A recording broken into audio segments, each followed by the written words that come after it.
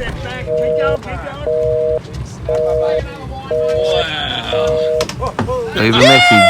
I'm out fishing.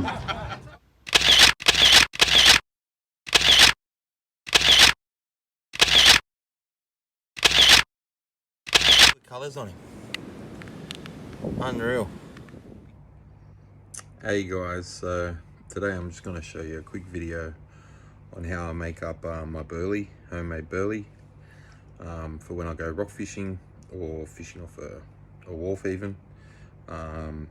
This is what I use. Stay tuned. So what we've got here, I had some leftover pillies from my last fishing trip.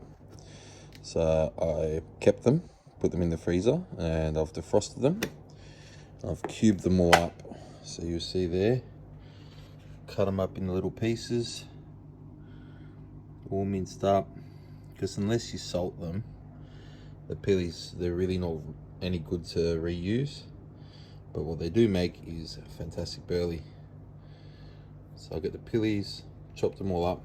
I've got 2 loaves of white bread that I have just torn into little pieces. See there, put the bag in.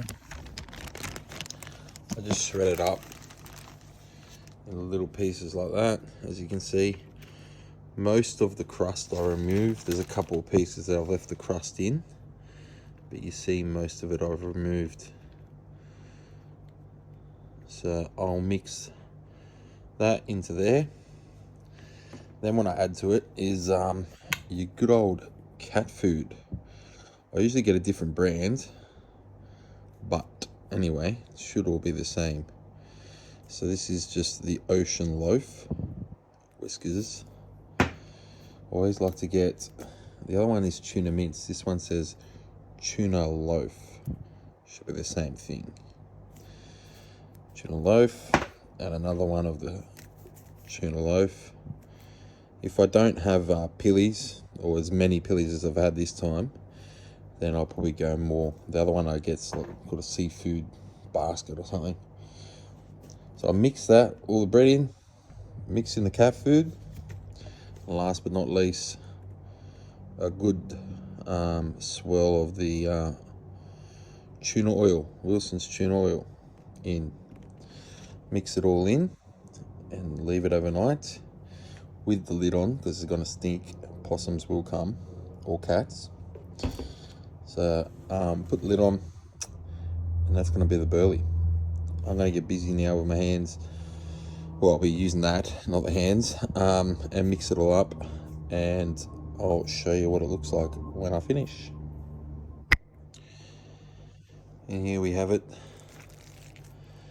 Mixed it all in. The bread is now soaking up all that stinky goodness from the tuna oil and from the cat food and from the leftover pillies.